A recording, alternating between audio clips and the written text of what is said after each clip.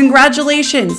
You have a call set up with an HR representative, a recruiter, or a headhunter for a company that you're interested in joining.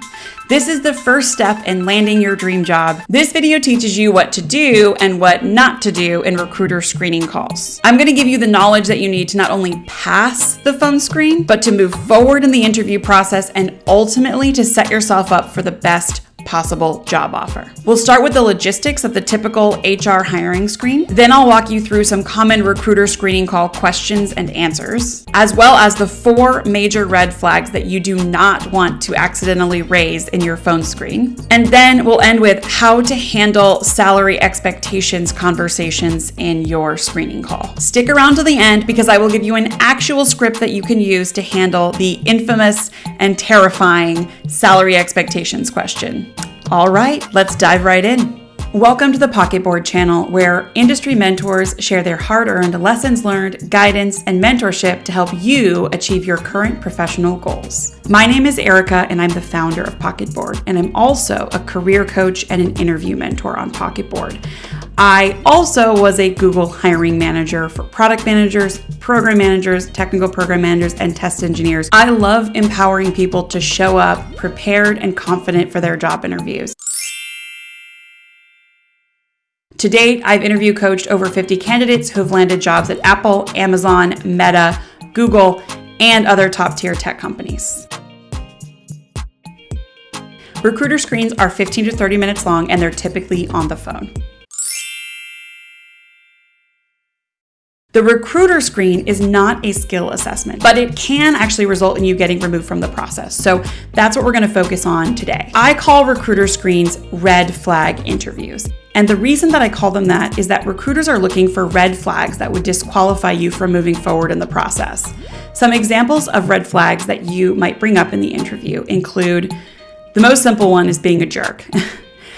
The second one is actually not looking for a job. A surprising number of people will get on the phone with a recruiter and express that they aren't actually interested in moving forward. The third thing can be that your resume and your application doesn't actually match the articulation and the stories that you tell about your career. So looking for people that are not necessarily being upfront and honest about their experiences and their fit for the role. And the fourth thing is a compensation mismatch. So those are the 4 signals that recruiters are really looking for. And if any of those red flags come up, you may not move forward in the process. Before we go any further, please subscribe to the channel, ring the bell so that you get notified every time we drop a new video that can help you in your career. Like this video to cheer us on. The types of questions that you're going to be asked in the recruiter screen include questions like, tell me about yourself. I'm going to link a video above about how to answer that question. Expect to explain the tell me about yourself question at least a couple of times. So it's one of those things that preparing for will actually help you tremendously in the process and give you a lot of reuse. The second type of question you're going to be asked is, why do you want to work here? Why do you want to work at this company? Or why do you want to work in this role? I'm going to link another video above that tells you how to answer the why do you want to work here question. This is another one that you're going to get a lot of reuse out of. So it's worth watching the video and formulating how you're going to answer both tell me about yourself and why do you want to work here. The third type of question that the recruiter is going to ask is the trickiest of them all. And this is about compensation. Before I dive into how to handle the compensation question, I want to talk about the recruiter that you're talking to and why they matter in the process. So that recruiter is going to be your assigned recruiter for your entire process. The same person is going to be the one consistent voice and ally that you have in the process. So you should treat them as your ally in every step of the process, with the exception of offer negotiation, which is the last step in the process. They're your lifeline. Give them as much information to help them advocate for you, to help them get excited about you as a candidate, to help them negotiate on your behalf within the company. When you get asked about your compensation expectations in the recruiter screen, the only thing I want you to do is not share any numbers. Not one number, not a range of numbers. You will give no numbers when you are asked about compensation expectations. Instead, I want you to explain to them the factors that will influence whether or not you would want to move forward in the process. For example, right now I'm looking for a role that allows me to focus on consumer products and work on a team with more front-end focused engineers. Those are the key factors for me in making this decision. And when we get to the point that there is an offer on the table, I would be delighted to talk to you about my compensation expectations and whether or not the offer is a fit for me. In the meantime, can you please share with me the compensation bands for this role that I'm interviewing for? The reason you're going to ask for compensation bands is that in the state of California, it is required for employers to share your compensation band with you, whether you're interviewing or you're an employee. So you should definitely ask for the compensation bands, and then that way you can let them know generally if this compensation band is in the range or ballpark of what will work for you.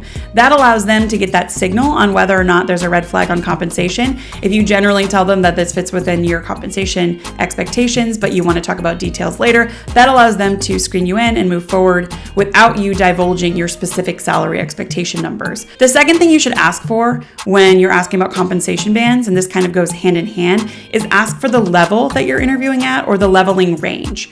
At all of the FANG companies, they have a numerical level that is associated with your role when you get hired. That level determines the scope and responsibilities that you have and also the compensation that you make. There is a ton of incredible data on the internet that is very easy to find about typical salary, bonus, and equity compensation for each of those levels. So by asking about the levels, you will be able to do a little bit of research on your own on what the compensation expectation should be for that level if you do get the offer. All right, that brings us to the end of our video. If you found this video helpful in any way, please give us a like. It really cheers us on and helps us out. Do not be shy about using the comment section below. Comment ideas, thoughts, follow-up questions. We respond to every comment. If you want me or other Pocketboard mentors to make more helpful videos like this one, please subscribe and ring the bell so that you can get notified every time we push a new video and get ahead of other candidates. I'm Erika G, and you can find tons of other videos that I've made on this channel about job interviews and the job hunting process in general, regardless of the role or company that you're interviewing at.